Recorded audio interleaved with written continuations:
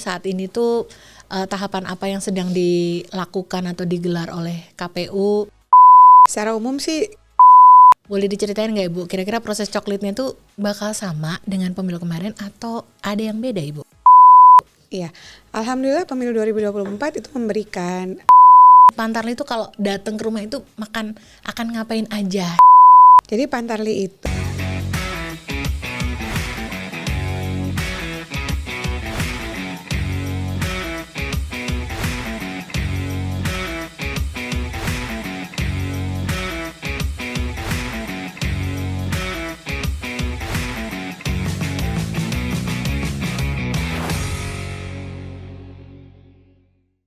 Halo teman pemilih, apa kabar semuanya? Mudah-mudahan selalu sehat ya. Terima kasih sudah terus bergabung bersama kanal YouTube Komisi Pemilihan Umum Republik Indonesia. Hari ini kita ketemu lagi untuk podcast KPU RI. Ada saya Reni yang akan jadi host untuk hari ini, dan tamu spesial kita yang mampir di studio podcast hari ini adalah ibu kita tercinta, Ibu Betty. Hai Mbak Reni. Ibu apa kabar? Alhamdulillah sehat. Alhamdulillah. Ibu terlihat sehat dan pasti memang sedang sehat ya. Amin. Terus Mbak Reni juga dong. Iya pasti sehat Ibu. Alhamdulillah, senang banget, dan kita sudah berada di tahapan seperti ini Bu Betty. Sudah berada di sudah persiapan untuk menuju pilkada. Betul. Karena tahapan pemilu 2024-nya sudah hampir berada di ujung-ujung selesai ya Ibu ya. Alhamdulillah. Alhamdulillah. Ibu, sebelum kita mulai obrolan sambil kita menyapa teman pemilih hari ini, bagi dulu dong Ibu resepnya biar tetap sehat, segar, terus tetap charming di depan kamera, di depan forum apapun. Bagi resepnya dong Ibu, olahraga atau apa? Enggak sih, olahraga saya enggak continue. Kalau sempat saya olahraga. Kalau sempat. Berarti ada rahasia lain ini. Bikin happy aja lah Mbak. Semua masalah ada tapi ya sudah, mari kita buat itu happy aja. Waktu kita singkat untuk hidup. Waktu yang singkat, jadi dihadapinya happy aja ya Ibu ya. Wah, ternyata itu rahasia Ibu tetap seger, semangat, terlihat tetap ceria dan shining terus. Ternyata dibikin happy ya Ibu. Betul. Iya. Kita sama-sama tahu itu tidak mudah, tapi luar biasa usaha untuk mencapainya. Ibu mudah-mudahan sehat-sehat terus. Mbak Reni juga lah. Iya, sama-sama Ibu. Teman-teman pemilih juga ya, mudah-mudahan apapun yang sedang diupayakan, mudah-mudahan selalu sehat, selalu semangat, dan gak bosan untuk terus mengikuti update informasi kepemiluan dari kanal YouTube KPU RI. Ibu, hari ini kita taping ini nih di kisaran bulan Juni nih 2024. Dan kalau ditilik dari tahapan pilkada serentak 2024, kita ini sudah hampir masuk atau sedang di dalam tahapan pendaftaran pemilih lagi ya Ibu? Betul. Iya. Ibu boleh dong diceritain kepada teman pemilih saat ini tuh tahapan apa yang sedang dilakukan atau digelar oleh KPU agar bisa diketahui masyarakat Indonesia nih. Secara umum sih kita ketahui ya bahwa fase pelaksanaan pemilu itu ada 3. Ada pre-election period, election period, dan post-election period. Jadi pra-pemilu, saat pemilu, dan post setelah pemilu begitu. Untuk pemilu tahun 2024 yang kita lakukan serentak untuk milih presiden, wakil presiden, DPR RI, DPRD provinsi, DPR dan kota, dan DPR dan DPD, itu sudah masuk masa post election period. Karena kita sudah menetapkan pasangan calon terpilih pasca pemilu. Lalu kemudian sekarang kita sedang melakukan tindak lanjut atas putusan Mahkamah Konstitusi untuk DPR RI, DPRD, dan DPD. Jadi udah masuk akhir sampai nanti pelantikan sebagaimana kita ketahui tanggal 1 Oktober untuk calon anggota DPR RI terpilih dan DPD terpilih, dan tanggal 20 Oktober untuk calon presiden dan wakil presiden yang sudah kita pilih untuk kita tetapkan bersama-sama menjadi presiden dan wakil presiden hasil pemilu tahun 2024. Nah, di irisan waktu itu sekarang ini sedang persiapan untuk election pilkada. Karena pada kurun waktu 2024 selain pemilu ternyata kita akan menghadapi pilkada serentak. Nah, pilkada serentaknya sendiri nanti hari H pemungutan suaranya tanggal 27 November tahun 2024. Sekarang kita lagi prepare nih Mbak. Salah satunya adalah untuk pembentukan ad hoc Pantarli. Namanya masih Pantarli. Jadi Panitia Pemuktahiran Data Pemilih. Nanti setelah itu kita coklit juga sebentar lagi tanggal 24 Juni sampai dengan tanggal 24 Juli 2024. 1 bulan ya Ibu? Ya, hanya 1 bulan. Nah, untuk pilkada sendiri, kita juga serentak ya.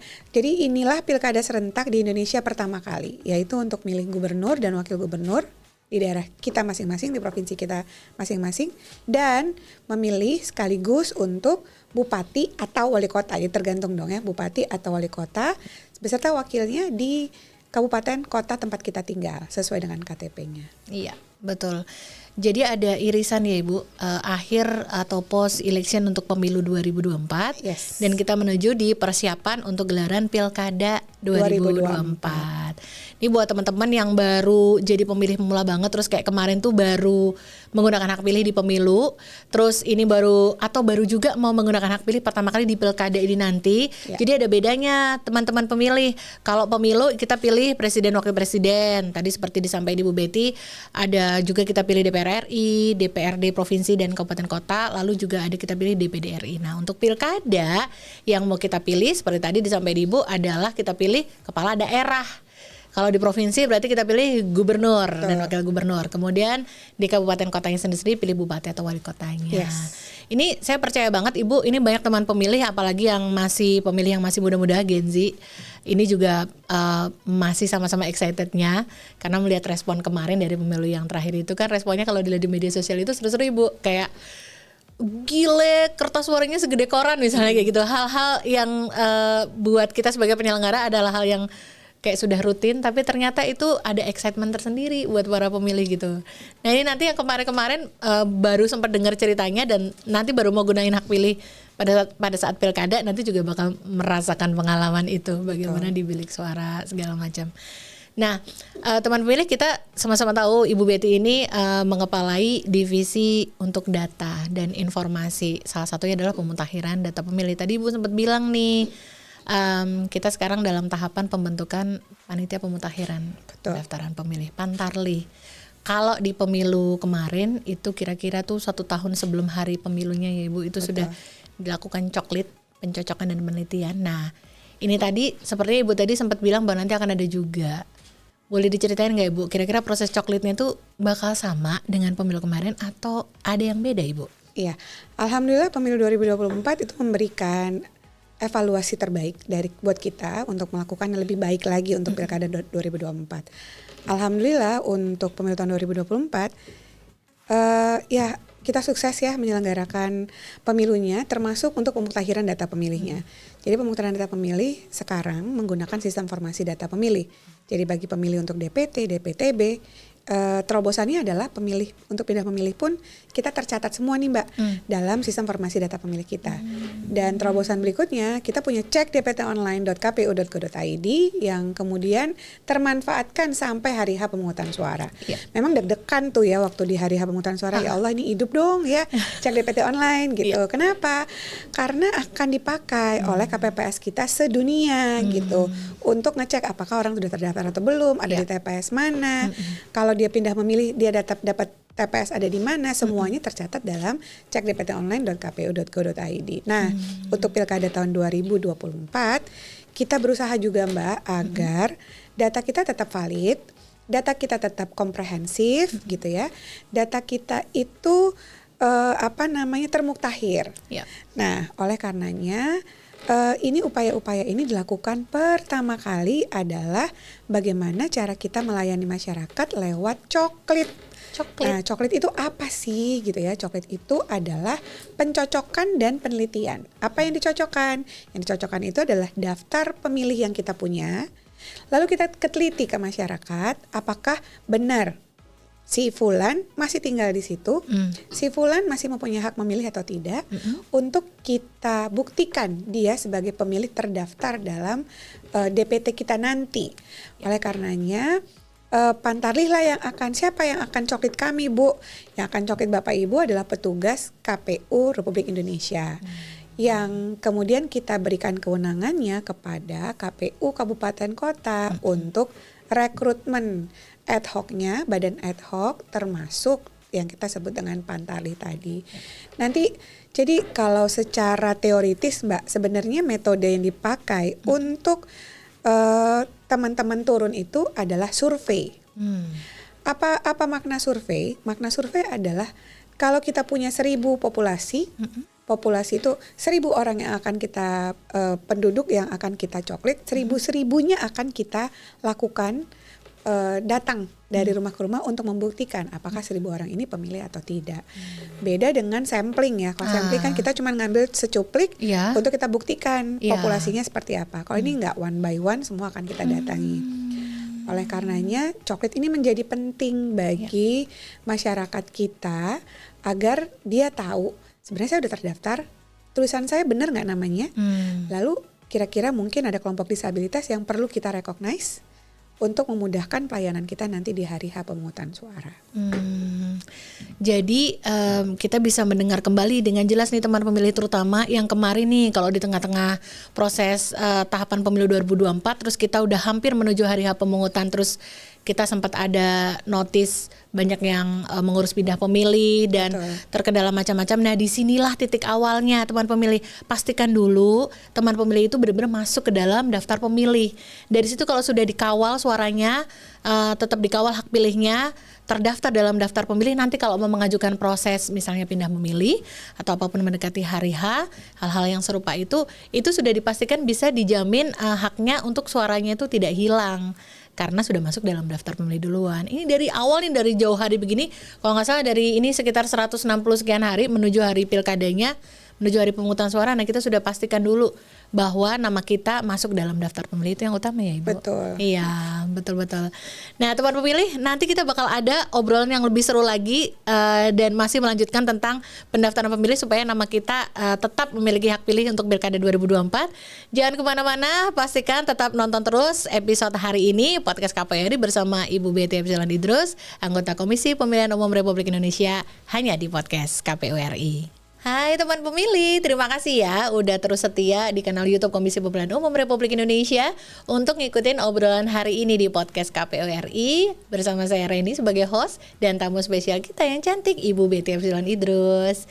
Ibu, tadi di segmen 1 kita udah ngobrolin tentang bagaimana berkaca dari pemutakhiran data pemilih dari pemilu yang lalu yang bisa dibilang dan diakui oleh seluruh jajaran atau seluruh masyarakat Indonesia, berbagai stakeholder, bahwa pemutakhiran data pemilih di KPU itu diakui luar biasa hasilnya dan banyak digunakan sebagai acuan dalam pendataan program-program nasional ya Ibu. Selamat ya Ibu. Sama-sama buat kita semua. Selamat untuk seluruh KPU. Dan Ibu, ini kita mau ngulik lagi tentang bagaimana petugas Pantarlih nanti akan datang, akan melakukan pencocokan dan penelitian atau kita sebut coklit.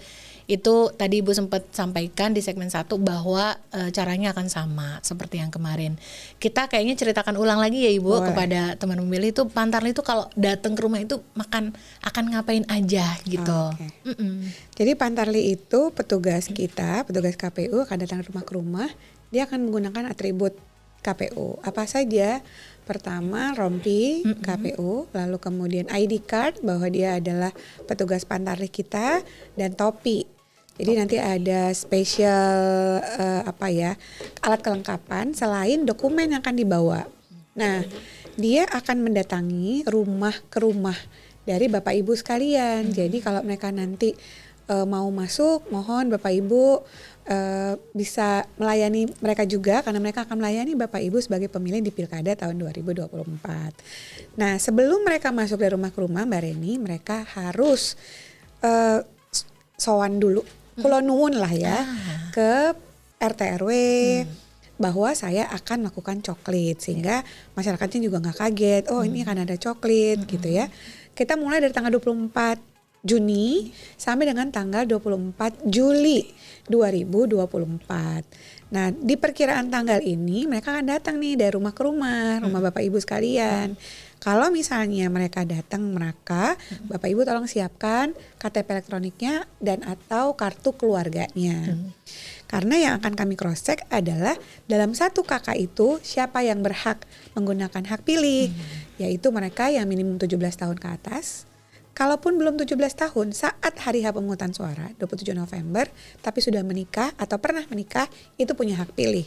Sepanjang bukan anggota TNI, bukan anggota Polri, bukan sedang tidak dicabut hak pilihnya oleh pengadilan yang berkekuatan hukum tetap. Nah nanti kita datang, mereka datang, lalu mereka akan menyampaikan, Pak Bu, kami sedang coklit, boleh dong dikasih tahu berapa sih penghuni di rumah ini yang usianya 17 tahun ke atas. Syukur-syukur ada semua di rumah. Kalau nggak ada, bisa di cross check lewat KTP atau kartu keluarganya. Untuk kemudian di cross check misalnya, anak saya lagi kuliah nih Mbak Betty, ada di luar, ada di Bandung nih, lagi ada di ITB, rumah saya di Jakarta. Nah, kami tetap akan mendaftarkan anak Bapak Ibu sekalian, walaupun dia kuliah di Bandung, tapi KTP elektroniknya masih Jakarta, maka akan kita daftarkan di Jakarta. Untuk memilih gubernur DKI Jakarta, karena kita nggak punya wali kota dan bupati ya.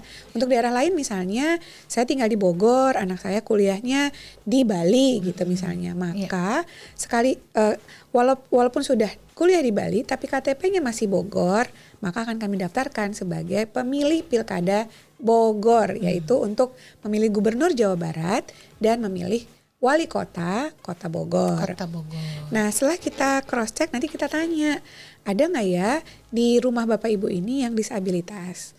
Untuk apa? Untuk kita dapatkan datanya agar nanti di hari H pemungutan suara kita dari awal tuh sudah menempatkan dia di TPS mana yang paling dekat. Lalu kita tahu jenis disabilitasnya. Untuk apa? Agar di pelayanan di hari H ketika ternotis misalnya tunanetra. Oke, kita tahu dia akan membutuhkan template braille. Template braille atau membutuhkan nanti pendampingan. Atau misalnya tunarungu, tunawicara. Secara fisik banyak orang yang tak terlihat begitu ya, dia tunawicara atau tunarungu. Tetapi nanti kami sudah membekali KPPS di kemudian hari. Kalau sudah ternotis yang bersangkutan misalnya tunawicara atau tunarungu, maka ketika memanggil fulan A gitu ya, kita nggak bisa bersuara kan karena mereka harus memiliki alat bantu untuk mendengar. Syukur-syukur ada. Kalau tidak ada maka ditepok nih bahunya dengan perlahan. Ini giliran Anda untuk menggunakan hak pilih sepanjang kita mendapatkan datanya. Atau kita tahu nih ada pemilih menggunakan kursi roda atau menggunakan kruk. Nah, oleh karenanya kita akan tempatkan di mana TPS yang paling memungkinkan, paling available dia dapat menggunakan hak pilihnya. Artinya kita pilihin deh TPS yang tidak bertangga-tangga, berundak-undak, atau penuh batu, atau lapangan dengan rumput tebal. Itu kan sulit bagi mereka untuk jalan. Nah, oleh karenanya kalau kita dapatkan datanya, itu akan memudahkan pelayanan nanti di hari H pemungutan suara. Setelah kemudian mereka datang, dapatkan datanya, data itulah yang akan kita kumpulkan ke atas, Mbak. Paralel dengan itu, ini takut nih tadi kata Mbak Reni, rumah saya udah datangin belum ya, gitu ya. Kan. Bisa jadi karena udah datangin tapi nggak ada orang di rumah. Nah, bisa jadi karena mereka tidak akan melayani Bapak Ibu saja gitu, karena dalam satu TPS itu ada sekitar maksimum 600 nama. 600 nama? Betul. Wow, banyak. Nah, ketika 600 nama itu mereka kalau di atas 400 Mbak ada 2 pantarlihnya setiap TPS. Nah, ketika misalnya kayaknya mungkin mereka datang tapi saya nggak ada di rumah. Boleh datangin RT RW-nya. Oh gitu Ibu? Boleh. Datangin RT RW-nya. Betul. Atau misalnya kan banyak juga ya Mbak Reni, orang KTP-nya masih Jakarta, tapi tinggal di Tangsel. Nah, padahal betul. yang akan kita coklit adalah rumahnya di Jakarta, karena KTP-nya Jakarta. Betul. Kan tidak dapat ditemui, kami nggak hapus juga, tapi bisa di cross check nanti ke RT RW setempat, atau kami paralel. Walaupun dalam undang-undang disampaikan bahwa untuk mendapatkan masukan dan tanggapan masyarakat itu hanya 10 hari saja. Setelah DPS ditetapkan. Daftar pemilih sementara Betul, ditetapkan. tetapi kami akan paralel nih Mbak Reni, bahwa ketika petugas coklit datang ke rumah, Bapak Ibu sudah bisa kasih masukan dan tanggapan masyarakat lewat cek dptonline.kpu.go.id. Nanti di situ ada tombol lapor diri. Mana tahu belum terdaftar. Gitu. Mana tahu tulisan nama saya salah nih, harusnya Reni, RENNI, tertulis RENI. Bisa diperbaiki tapi harus melampirkan dokumen pendukungnya biar kami tahu betul apa tidak klaimnya Iya. gitu. Jadi kita berupaya sebisa mungkin agar masyarakat mau berpartisipasi, cek dirinya di cekdptonline.kpu.go.id sehingga memudahkan kita untuk pelayanan pemilih di Pilkada 2024. Iya, itu runtut sekali yang sudah dijelaskan sama Ibu Betty. Jadi teman pemilih yang kemarin merasa belum terlibat dalam proses coklit atau memastikan kembali kita bisa memakai link yang sama ya Ibu ya. Betul. Ini sama dengan yang dipakai ketika pemilu 2024 yang lalu, yaitu di cekdptonline.kpu.go.id. Kalau nanti ngecek di situ terus masukkan NIK terus ternyata belum terdaftar, berarti bisa melakukan lapor diri. Kalau misalnya belum dicoklit sama petugas Pantarlih ya Ibu. Mungkin ya. belum sempat ditemui oleh petugas Pantarlih karena dia akan rolling di 600 pemilih. Betul, dan satu lingkungan teman pemilih ini misalnya kan bisa aja memang lingkungannya rame banget, yang ditemuin juga kan banyak yang harus dicoklit, harus dipastikan juga pas kebetulan belum jodohnya ketemu, pas diketuk pintunya bisa melakukan lapor itu tadi. Betul. Misalkan nih ngobrol dulu sama Pak RT-nya, Pak rumah saya kemarin udah didatengin apa belum ya? Lah udah gitu, terus lah nggak ketemu saya gitu. Bisa melakukan proses via online itu ya Ibu? Bisa via online atau kasih tahu RT RW-nya. Karena Pak petugas coklit saya siapa ya Pak? Karena biasanya orang lokal Mbak. Iya, tetangga sendiri itu Betul. biasanya gitu. Jadi kalau teman pemilih juga nanti mungkin biasanya mengakses di media sosial KPU terus tahu nih bahwa kita berkabar sedang dilakukan coklit ya teman pemilih 24 Juni sampai 24 Juli. Itu 1 bulan tuh waktu yang panjang ya Ibu. Betul. Ya. Jadi mudah-mudahan teman pemilih juga nanti notice kalau ada info atau kabar-kabar dari KPU di laman resmi ataupun di media sosial resmi, terus cek nih ke ortu atau ke tetangga, grup WA di rumah mungkin ya Ibu, grup WA apa namanya perkampungan itu. Betul. Di lingkungannya, kompleknya, di RT-nya, di RW-nya. Udah pada dicoklit apa belum? Pasti kan ada obrolan gitu ya Ibu. Nanti juga ada stiker kan Mbak? Stiker iya. kita tempel di pintu-pintu rumah. Betul, itu untuk menandai Sudah gitu. dicoklit. Sudah dicoklit. Seneng banget kemarin proses coklit itu menyenangkan. Teman beli juga jangan sampai ketinggalan ya. Pastikan satu rumah sekeluarga Anda rumahnya udah didatangin Pantarlih terus dicoklit. Pokoknya jangan sampai ketinggalan aja proses ini. Terus pastikan juga jangan selalu mengandalkan keadaan ya. Di dunia ini kan tidak ada yang pasti kecuali ketidakpastian itu sendiri katanya. Jadi kalau misalnya nih gini Ibu, kemarin kan aku udah terdaftar, jadi ya pasti aku udah terdaftar. Nah kemarin di pemilu itu banyak kejadian kayak gitu. Di pemilu sebelumnya itu sudah terdaftar, terus ya mungkin tidak ada yang tahu bagaimana perjalanan data ini. Jadi ketika ternyata dicek di dekat hari H pemilihan, kok ternyata namanya nggak ada dalam daftar pemilu, padahal saya ada loh dalam daftar pemilih di pemilu 5 tahun lalu. Nah ini ayo jangan sampai kita kalah sama keadaan, pastikan gitu, kawal terus, nanti jangan sampai kehilangan hak pilih kita pada saat pilkada 2024 gitu. Ibu, ini ternyata komprehensif banget, tidak hanya langkah fisik yang dilakukan yaitu mencoklit, mendatangi langsung door to door, tapi juga cek DPT online sebagai layanan online juga terus dijaga dengan kuat, dengan baik oleh KPU supaya masyarakat bisa tetap terlayani ya Ibu. Betul.